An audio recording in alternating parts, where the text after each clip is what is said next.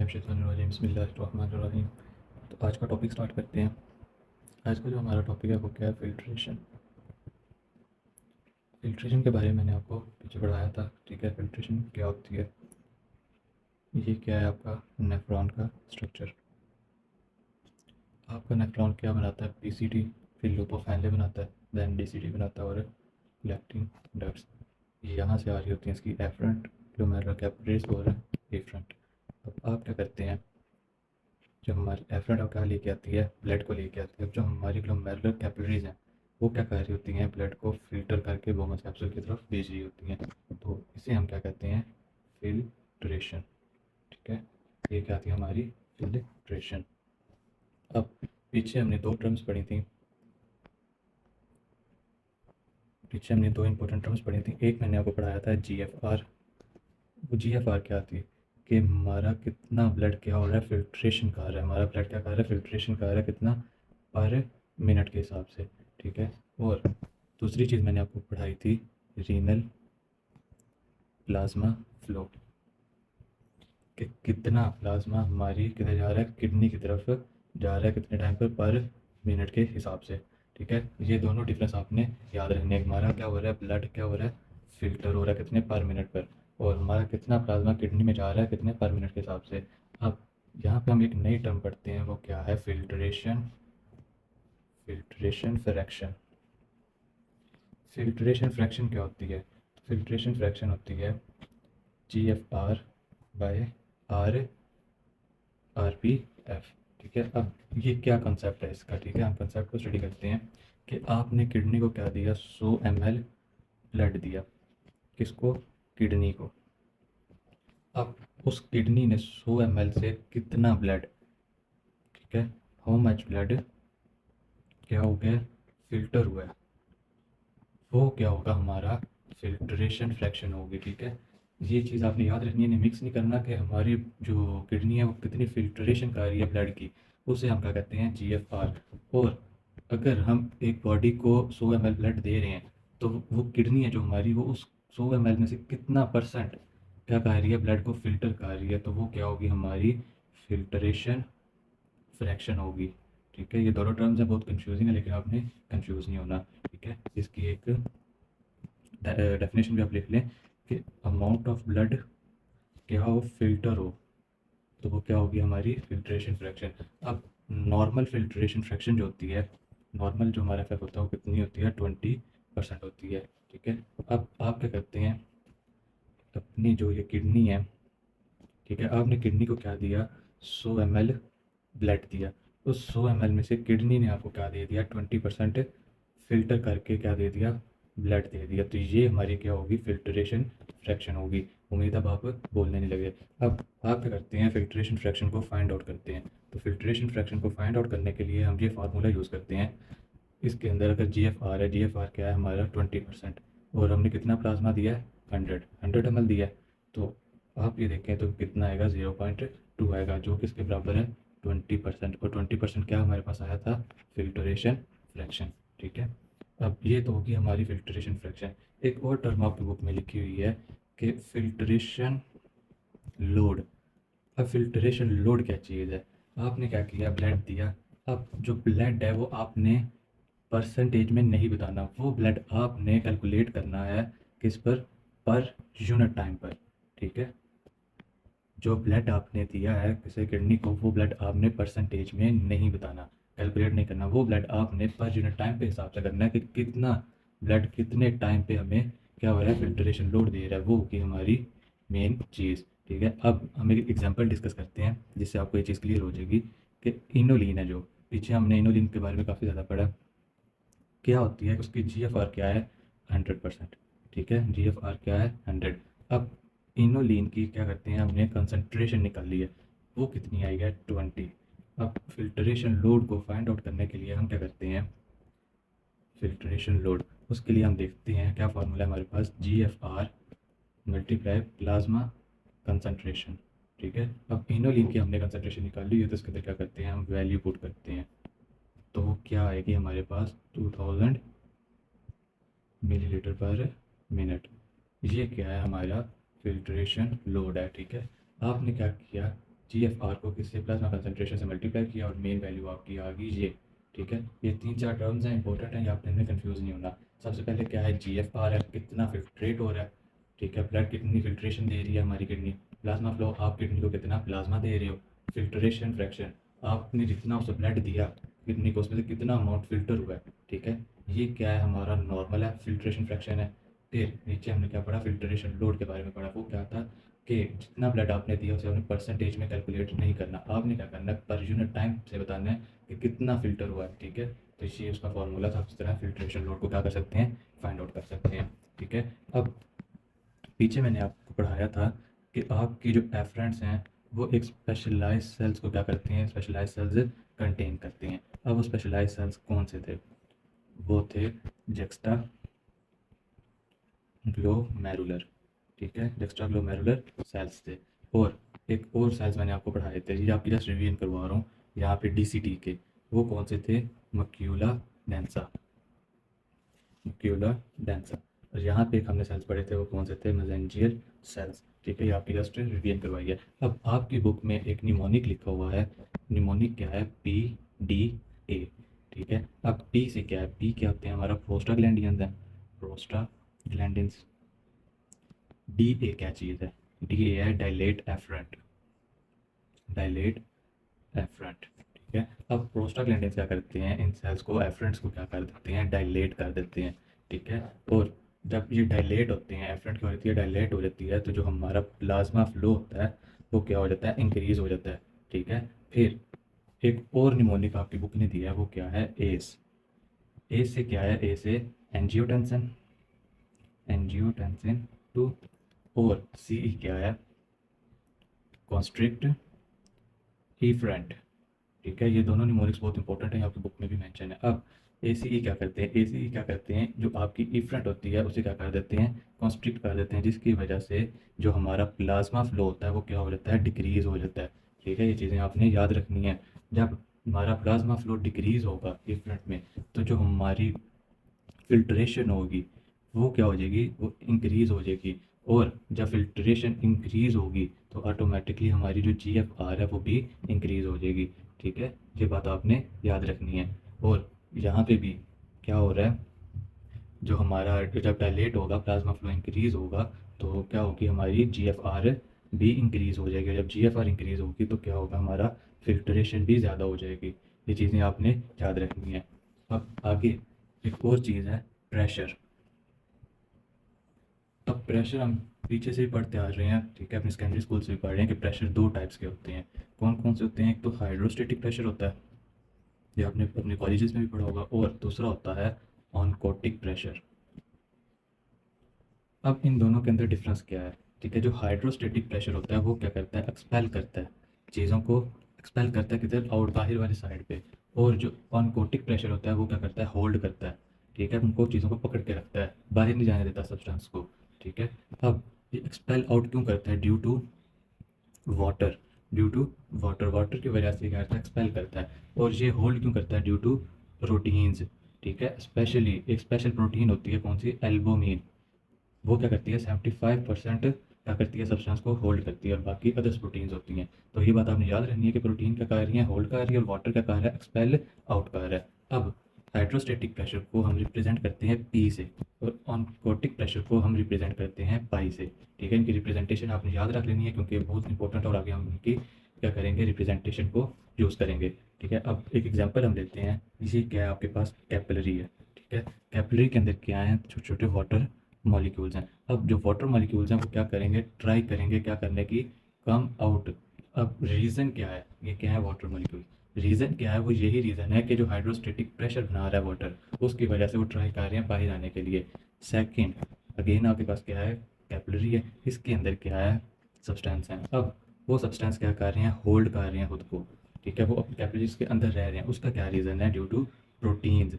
उनके अंदर क्या है, ऑनकोटिक प्रेशर है, ये क्या है, पाई क्या है, ऑनकोटिक प्रेशर है, जिसकी वजह से वो बाहर नहीं आ रहे। ठीक है, अब हम एक डायग्राम को डिस्कस करते हैं, जो मज़ीद आपके जो डाउट्स हैं वो क्लियर हो जाएंगे। ये क्या है जी, हमारा वुमेंस कैप्सूल। ये वुमेंस कैप्सूल आपका क्या बना रहा है, DCT, loop of Henle, then DCT और कलेक्टिंग डक्ट्स। ठीक है, ट्यूब्यूल जो होती है आपकी।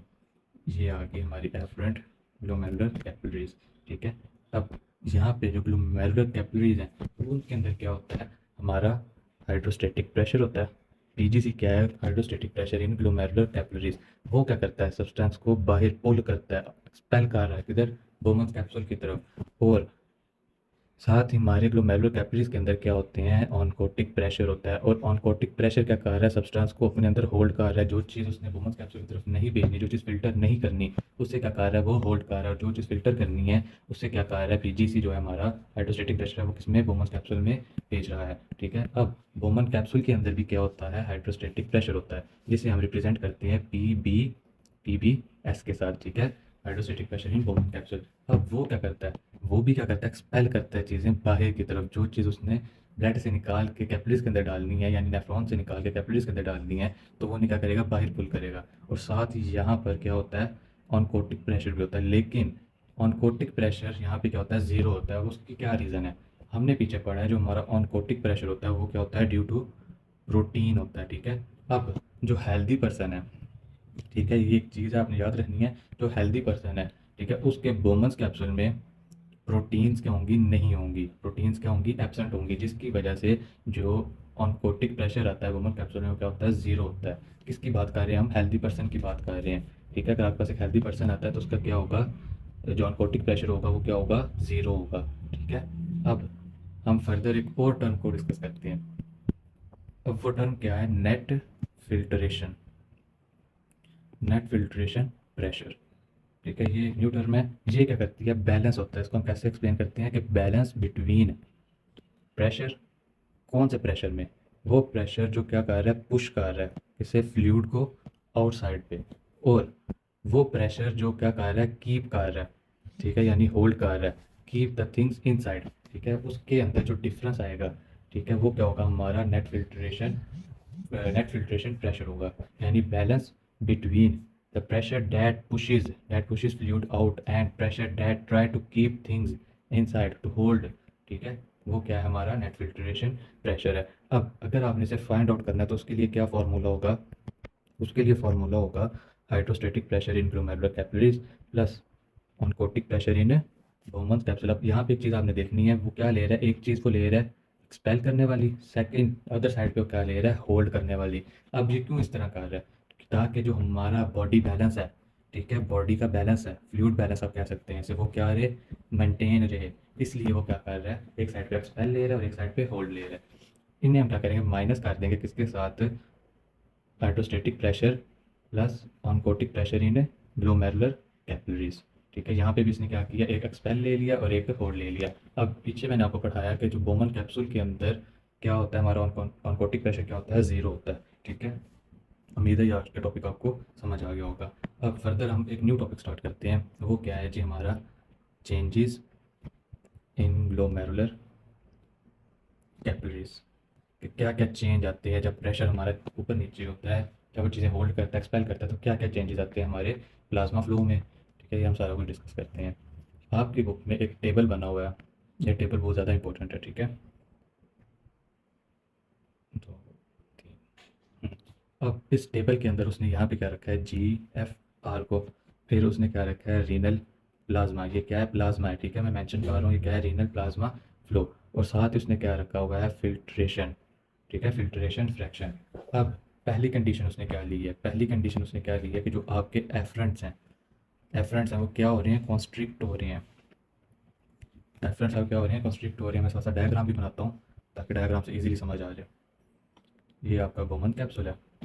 अब ये, अब उसने ऊपर क्या कंडीशन दी है कि जो आपके एफरेंट है वो क्या हो रहे हैं, कंस्ट्रिक्ट हो रहे हैं। पीछे तो हमने पढ़ा था जो पीडी है वो क्या करता है, डायलेट करता है, लेकिन यहाँ पे उसने भी कंडीशन दे दी है कि वो क्या हो रहे हैं, कंस्ट्रिक्ट हो रहे हैं। अब वो कंस्ट्रिक्ट क्यों होते हैं, वो कंस्ट्रिक्ट होते हैं एनसेट्स की वजह से, या फॉर्मा के अंदर पढ़ेंगे एनसेट्स। ठीक है, एनसेट्स की वजह से क्या हो रही है, कंस्ट्रिक्शन कॉज हो रही है। और जब कंस्ट्रिक्शन कॉज होगी तो इसके अंदर जो प्लाज्मा का फ्लो है, प्लाज्मा है वो क्या हो जाएगा, कम हो जाएगा। और मैंने पीछे आपको पढ़ाया था, जब हमारा प्लाज्मा का फ्लो कम होगा तो जो हमारी फिल्ट्रेशन है वो क्या हो जाएगी, कम हो जाएगी। लेकिन जो हमारी फिल्ट्रेशन फ्रैक्शन है वो क्या रहेगी, सेम रहेगी। अब सेम क्यों रहेगी, वाई, यहाँ पे क्वेश्चन आता है कि वाई सेम रहेगी। ठीक है, उसका रीज़न क्या है कि मैंने आपको पढ़ाया था, जो हमारा नॉर्मल फिल्ट्रेशन होती है वो क्या होती है, 20% होती है। ठीक है, अब जो हमारा GFR है और हमारा जो प्लाज्मा फ्लो है, ठीक है, प्लाज्मा फ्लो है वो क्या है, सेम है। यानी एक ही अमाउंट से अगर प्लाज्मा फ्लो कम हुआ है तो फिल्ट्रेशन उतनी कम होगी है। इन दोनों के सेम होने की वजह से जो हमारी फिल्ट्रेशन है वो क्या है, नॉर्मल है, यानी सेम है। हमने फार्मूला भी पढ़ा था फिल्ट्रेशन का, वो क्या था, GFR/RPF। ठीक है, उम्मीद है ये पॉइंट आपको समझ आ गया होगा कि क्यों हमारी फिल्ट्रेशन फ्रैक्शन सेम है। तो इसी वजह से सेम है कि हमारा जो GFR है और हमारी प्लाज्मा फ्लो है वो सेम है। ठीक है, अब सेकंड कंडीशन वो दे रहा है कि जो आपकी ई फ्रंट है वो क्या हो गई है, कंस्ट्रिक्ट हो गई है, सेम।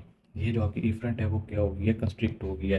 पीछे मैंने आपको पढ़ाया था जो हमारा एंजियोटेंसिन 2 है, ठीक है, क्या था हमारा एंजियोटेंसिन 2, वो क्या करता है, इसको कंस्ट्रिक्ट करता है। और जब ये कंस्ट्रिक्ट होती है तो जो हमारा प्लाज्मा फ्लो है वो क्या हो जाता है, कम हो जाता है। लेकिन हमारी GFR है वो ज़्यादा हो जाती है, फिल्ट्रेशन ज़्यादा हो जाती है। ठीक है, जब फिल्ट्रेशन ज़्यादा होगी तो क्या होगी, हमारी जो फ्रैक्शन है, फिल्ट्रेशन फ्रैक्शन है वो भी क्या हो जाएगी, ज़्यादा हो जाएगी, लेकिन हमारा प्लाज्मा फ्लो कम हो जाएगा। ठीक है, अब यहाँ पे एक क्लिनिकल पॉइंट भी आता है कि आपके पास क्या है, एक पेशेंट है, उसका क्या है, बीपी डाउन हो गया। ठीक है, जो उसका ब्लड प्रेशर है वो क्या हो गया, कम हो गया।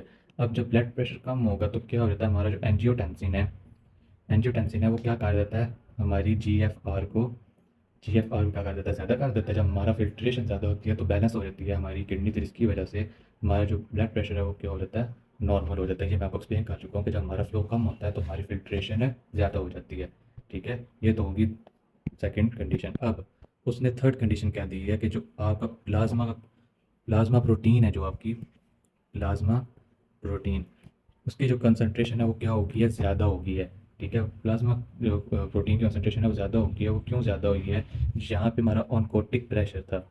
ठीक है, ग्लोमेरुलर कैपिलरीज का जो ऑनकोटिक प्रेशर था उसने क्या किया है, चीज़ों को होल्ड किया है।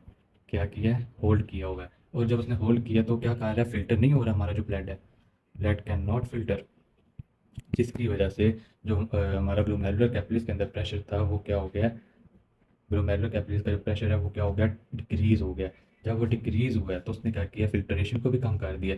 और जब फिल्ट्रेशन कम हुई है तो हमारी क्या हो गई है, फिल्ट्रेशन फ्रैक्शन भी कम हो गई है। ठीक है, अब एक और कंडीशन उसने हमें दी है। उस कंडीशन में वो कह रहा है कि जो आपका प्लाज्मा प्रोटीन है, जो प्लाज्मा प्रोटीन की जो कंसंट्रेशन है वो क्या हो गई है, डिक्रीज़ हो गई है। प्लाज्मा प्रोटीन की जो कंसंट्रेशन है वो डिक्रीज़ हो गई है, यानी जो हमारा लीवर है, जो हमारा लीवर है, जिगर है, वो क्या कर रहा है, उसने क्या कर दिया है, प्लाज्मा की कंसंट्रेशन कम कर दी है। अब जब प्लाज्मा की कंसंट्रेशन कम होगी तो जो हमारा रेनिन है, पीछे भी मैंने आपको रेनिन के बारे में पढ़ाया, वो क्या हो जाएगा, एक्टिव हो जाएगा। और जब रेनिन एक्टिव होता है तो क्या कर देता है, फिल्ट्रेशन इंक्रीज़ कर देता है। ठीक है, और मैंने आपको बताया जब फिल्ट्रेशन इंक्रीज़ होती है तो जो हमारा ब्लड प्रेशर है वो क्या हो जाता है, रेगुलेट हो जाता है। ठीक है, उम्मीद है समझ आ गई होगी। तो क्या हुआ, हमारा जो फिल्ट्रेशन थी वो क्या होगी, ज़्यादा होगी, ये क्या रही, सेम रही। ठीक है, तो ये दोनों क्या रहे, सेम है। ठीक है, फिर क्या हो गया, हमारा जो फ्रैक्शन थी वो भी क्या होगी, इंक्रीज होगी। ठीक है, अब जो हमारे पास एक न्यू कंडीशन आई है उसके अंदर क्या है, जो हमारा यूरेटर है, ये बहुत इंपॉर्टेंट है, इसके अंदर से क्वेश्चंस भी आते हैं। वो क्या हो गया, कॉन्स्ट्रिक्ट हो गया। यूरेटर है वो क्या हो गया, कॉन्स्ट्रिक्ट हो गया, यानी ये क्या है, आपकी किडनी, और यहाँ से क्या आ रहा है, यूरेटर। अब यहाँ से वो क्या हो गया, कॉन्स्ट्रिक्ट हो गया। जब वो कॉन्स्ट्रिक्ट हुआ है तो उसने क्या किया है, यूरिन का जो बैक बैक फ्लो था वो क्या हो गया, स्टार्ट हो गया। क्योंकि यूरेटर का काम है ब्लैडर के अंदर क्या करना है, यूरिन को फेंक देना है। लेकिन जब वो यहाँ से कंस्ट्रिक्ट हो गया तो उसने क्या कर लिया, यूरिन ने अपना बैक फ्लो स्टार्ट कर दिया। जब यूरिन ने अपना बैक फ्लो स्टार्ट किया तो क्या हो गया, जो हमारा हाइड्रोस्टेटिक प्रेशर था वो मैंने आपको बताया क्या कहता है, उसने क्या किया, हाइड्रोस्टेटिक प्रेशर ने अपना जो लेवल था वो क्या कर दिया, इंक्रीज़ कर दिया। ठीक है, जब हाइड्रोस्टेटिक प्रेशर बैक फ्लो की वजह से इंक्रीज़ हुआ, क्योंकि हाइड्रोस्टेटिक प्रेशर क्या कर रहा है, एक्सपेल कर रहा है, तो यूरिन क्या हो रही है, एक्सपेल होकर वापस जा रही है। तो हाइड्रोस्टेटिक प्रेशर इंक्रीज़ हुआ, उसने क्या किया, हमारी जो फिल्ट्रेशन थी, हमारी फिल्ट्रेशन पे इफेक्ट किया और उसे क्या कर दिया, कम कर दिया। ठीक है, अब यूरेटर की क्या होगी, फिल्ट्रेशन कम होगी, क्योंकि हाइड्रोस्टेटिक प्रेशर क्या हो गया था, ज़्यादा हो गया था। हमारा जो प्लाज्मा फ्लो था वो क्या रहा, सेम रहा। फिर जो हमारी फिल्ट्रेशन थी वो भी क्या होगी, कम होगी, क्योंकि हमारी GFR कम थी। ठीक है, अब एक लास्ट केस है डिहाइड्रेशन का। ये दोनों केसेस बहुत ही इंपॉर्टेंट हैं। ठीक है, अब डिहाइड्रेशन के बारे में हम देखते हैं। जब पर्सन को क्या होती है, डिहाइड्रेशन होती है, तो डिहाइड्रेशन क्या करती है, हाइपोटेंशन कॉज करती है। क्या करती है? हाइपोटेंशन, यानी आपका जो बीपी है वो क्या कर देती है? लो कर देती है। अब जब बीपी लो हो जाता है तो ठीक जो पर्सन है उसका एक सिस्टम होता है जिसे हम कहते हैं सिंपैथेटिक सिस्टम। ठीक है, सिंपैथेटिक ऑटोनोमिक सिस्टम, वो क्या हो जाता है? एक्टिव हो जाता है। ठीक है, बीपी जब हाइपोटेंशन होती है तो उसमें सिंपैथेटिक सिस्टम क्या होता है? वो हो जाता है एक्टिव। और जब वो एक्टिव होता है तो वो क्या करता है? एफरेंट जो होती है हमारी, उसकी क्या करवा देता है? कंस्ट्रिक्शन।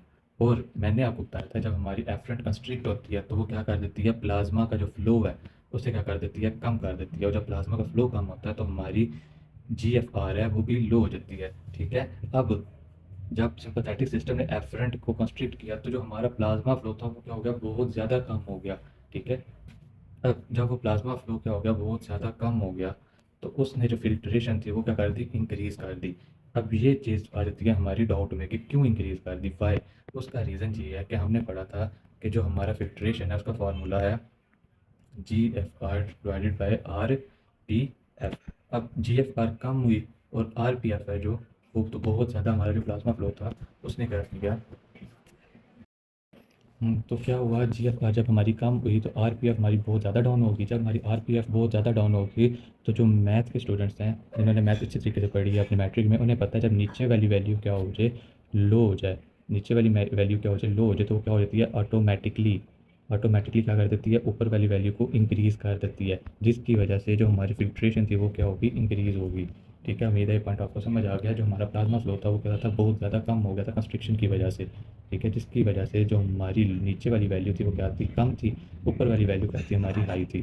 तो उसने क्या किया, ये मैं रिमूव कर रहा हूँ ताकि आपको टेबल पे समझने में प्रॉब्लम ना आए। उसने क्या किया? हमारी फिल्ट्रेशन फ्रैक्शन को इंक्रीज़ कर दिया। ठीक है, ये तो हो गया हमारे। एक क्वेश्चन है, ठीक है, वो क्या है? आपके पास 75 ईयर ओल्ड पेशेंट आया, उसको क्या हुआ होगा? हेमरेजिंग हुई हुई है उसकी। क्या हुई हुई है? हेमरेजिंग। अब जब हेमरेजिंग होती है तो हेमरेजिंग का क्या मतलब है? कि जो ब्लड है वो क्या हो रहा है? लॉस हो रहा है। बहुत ज़्यादा क्वांटिटी में क्या हो रहा है? ब्लड लॉस हो रहा है। यानी जो ब्लड का प्रेशर है वो क्या हो रहा है? ब्लड का जो प्रेशर है वो क्या हो रहा है? डिक्रीज़ हो रहा है। यानी उस पेशेंट को क्या हो गया? हाइपो टेंशन हो गई है उस पेशेंट को। अब मैंने आपको बताया है जो जब हमें हाइपोटेंशन होती है तो क्या हो जाता है? हमारी बॉडी क्या करती है? सिंपैथेटिक सिस्टम को, जो होता है हमारा सिंपैथेटिक सिस्टम है, सिंपैथेटिक ऑटोनॉमिक सिस्टम उसे क्या कर देती है? एक्टिव कर देती है। अब जब सिंपैथेटिक सिस्टम एक्टिव होता है तो वो क्या कर देता है? वैज़ो कंस्ट्रिक्शन करता है। किसकी वैज़ो कंस्ट्रिक्शन करता है? एफरेंट की। अब जब वैज़ो कंस्ट्रिक्शन हुई तो ब्लड प्रेशर की जो अमाउंट थी वो क्या होने लगी? और लो होने लगी। उसका तो बीपी ऑलरेडी, जिसका प्रेशर है वो क्या कर रहा है? ब्लड लॉस की वजह से कम हुआ होगा। जब वैज़ो कंस्ट्रिक्शन होगी तो वो क्या होगी? और लो हो जाएगी, जिसकी वजह से उसकी डेथ हो सकती है। इसलिए अल्लाह ताला ने एक निज़ाम लगाया हुआ है कि जैसे ही वैज़ो कंस्ट्रिक्शन होती है तो एक कंपनसेटरी मैकेनिज़्म है हमारी बॉडी में, कंपनसेटरी मैकेनिज़्म है वो क्या हो जाता है? एक्टिव हो जाता है। अब कंपनसेटरी मैकेनिज़्म क्या करता है? हमारे प्रोस्टाग्लैंडिन्स को क्या कर देता है? एक्टिव कर देता है। अब जब प्रोस्टाग्लैंडिन्स हमारे एक्टिव होते हैं तो वो क्या कर देते हैं? वैज़ो डायलेशन, यानी हमारी एफरेंट की क्या कर देते हैं? डायलेशन कर देते हैं, जिसकी वजह से हमारा जो प्लाज्मा का फ्लो होता है वो क्या होता है? इंक्रीज़ हो जाता है और हमारी फिल्ट्रेशन भी इंक्रीज़ हो जाती है। इस वजह से, इस होल प्रोसीजर की वजह से जो हमारी किडनी है जो वो क्या हो जाती है? डैमेज होने से बच जाती है, यानी क्योर हो जाती है इस कंपनसेटरी मैकेनिज़्म से। अब पेशेंट है, उसका क्या हो गया? ब्लड प्रेशर जो था, ब्लड लॉस था वो ज़्यादा हो गया। लॉस ज़्यादा होने की वजह से जो सिंपैथेटिक था, सॉरी, सिंपैथेटिक से जो सिस्टम था वो क्या हो गया? एक्टिव हो गया। एक्टिव होते हुए उसने क्या कर दिया? वैज़ो कंस्ट्रिक्शन। अब इसलिए क्या करना है? हमारी बॉडी ने क्या करना है?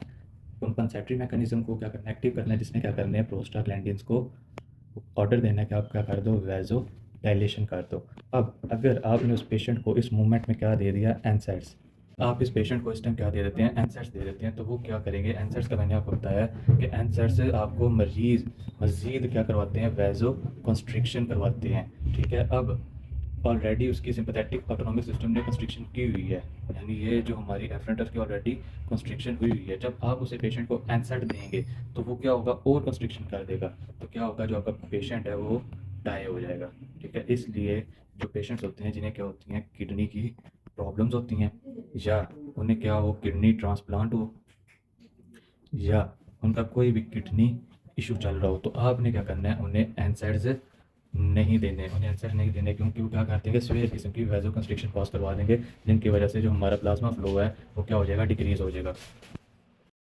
ये क्या था आज का हमारा टॉपिक। आज हमने दो टॉपिक पढ़े, एक फिल्ट्रेशन फ्रैक्शन का और एक ये जो टेबल था आपका, ठीक है। ये टेबल, आपने इस टेबल में ये दोनों चीज़ें क्या करनी है, याद रखनी है, ये बहुत इंपॉर्टेंट है। और आपने जो पैरासिम्पथेटिक सिस्टम था हमारा ऑटोनॉमिक सिस्टम, इसके बारे में भी आपने क्या करना है, बोलना नहीं है, आपने याद रखना है। दैन फिर जो हमारा कंपनसेटरी मैकेनिज्म था, इसको भी आपने क्या करना है, याद रखना है कि इसने क्या किया, हमारे प्रोस्टाग्लैंडियंस चैनल जो हमारे पीडीए थे उन्हें क्या कर दिया, एक्टिव कर दिया, जिसकी वजह से जो हमारी किडनी थी वो क्या होगी, क्योर होगी, यानी डैमेज नहीं हुई। ये थे। तो आज हमने क्या पढ़ा, फिल्ट्रेशन के बारे में पढ़ा, ठीक है। फिल्ट्रेशन आपको मैंने नॉर्मल बताई कितनी होती है, 20%।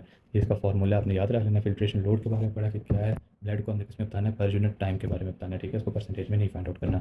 ये उसका फॉर्मूला है, इस फॉर्मूले के थ्रू आप क्या कर सकते हैं, अपना फाइंड आउट कर सकते हैं फिल्ट्रेशन लोड। फिर हमने जीएफआर के बारे में आपको बता दिया, कीटानिन क्लियरेंस के बारे में भी आपको पता है, ठीक है। इसका क्या है, इंपॉर्टेंट निमोनिक था आपको, ये भी मैंने आपको बताया, पीडीए और as prostaglandins dilate angiotensin two constrict, ठीक है। और इसका करता है हमारा प्लाज्मा फ्लो डिक्रीज़ करता है, जिसकी वजह से जो जीएफआर है वो क्या हो जाती है, हमारी इंक्रीज़ हो जाती है। अब मैंने आपको बताया था जो हमारे एनसैड्स हैं वो क्या करते हैं, इनहिबिट करते हैं किसी पीडीए को। जब इनहिबिट होते हैं तो क्या कर सकते हैं, वैसो कंस्ट्रिक्शन, वैसो डायलेशन नहीं होने देते। पीडीए क्या करते हैं, इनहिबिट हो जाते हैं तो डायलेशन नहीं होती, इस वजह से कंस्ट्रिक्शन हो जाती है। अब एनसैड्स के अंदर से आपकी ये इंपॉर्टेंट मेडिसिन आती हैं, एस्पिरिन, डिक्लोफेनिक, नेप्रोक्सन, ठीक है। ये मतलब मेजर जो है डॉक्टर डिस्क्राइब कर देते हैं, जिनकी वजह से आपका जो पेशेंट होता है वो क्या हो सकता है, पेशेंट की डेथ भी हो सकती है। ये मैंने आपको पढ़ा दिया है डायग्राम, इसके यहाँ पे मैंने आपको इन प्रेशर्स के बारे में भी बता दिया, ठीक है। पी क्या है, हमारा हाइड्रोस्टेटिक प्रेशर है। ये पाई क्या है, हमारा ऑनकोटिक प्रेशर है। बॉमन कैप्सूल में जो हमारा ऑनकोटिक प्रेशर था वो क्या होता है, ज़ीरो होता है, ठीक है। ये चीज़ें हमने याद रखनी है। फिर हमने नेट फिल्ट्रेशन प्रेशर के भी बारे में पढ़ा, क्या है, pressure between that pushes out fluid and that pressure try to keep fluid inside, ठीक है। इस फार्मूले के थ्रू हम क्या कर सकते हैं, जीएफआर भी फाइंड आउट कर सकते हैं। फिर मैंने आपको पढ़ाया ये वाला टेबल। ये टेबल में मैंने आपको बताया ये जो दो हैं ये बहुत ज़्यादा इंपॉर्टेंट है। ये टेबल आपने खुद रीड आउट कर लेना। इसके अंदर एक ये चीज़ थी वो बहुत ज़्यादा इंपॉर्टेंट थी कि क्या हो गया, हमारा आरपीएफ बहुत ज़्यादा डाउन हो गया, जिसकी वजह से जो मैथ के स्टूडेंट हैं उन्हें पता है कि जो लोअर वैल्यू होती है, अगर वो ज़्यादा लो हो जाए तो ऑटोमेटिकली क्या हो जाता है, ऊपर वाली वैल्यू इंक्रीज़ हो जाती है, जिसकी वजह से जो हमारी फिल्ट्रेशन थी वो क्या होगी, ज़्यादा होगी। डिहाइड्रेशन में मैंने आपको बताया कि जो हमारा बीपी लो होता है तो क्या हो जाता है, सिंपैथेटिक सिस्टम जो होता है हमारा वो एक्टिव हो जाता है, जिसकी वजह से एफिशिएंट क्या कर देती है, कंस्ट्रिक्ट कर देती है। अब जब कंस्ट्रिक्ट करती है तो एक कंपनसेटरी मैकेनिज्म था, तो मैंने आपको पढ़ाया कंपनसेटरी मैकेनिज्म क्या होता है, एक्टिव हो जाता है। जहाँ पे कंपनसेटरी मैकेनिज्म एक्टिव होता है वो क्या कर देता है, पीडीए को डायलेट कर देता है। पीडीए क्या करती है, डायलेट करती है, और हमारी किडनी क्या होती है, डैमेज होने से बच जाती है, यानी क्या हो जाती है, क्योर हो जाती है। ये थे आज के हमारे टॉपिक्स।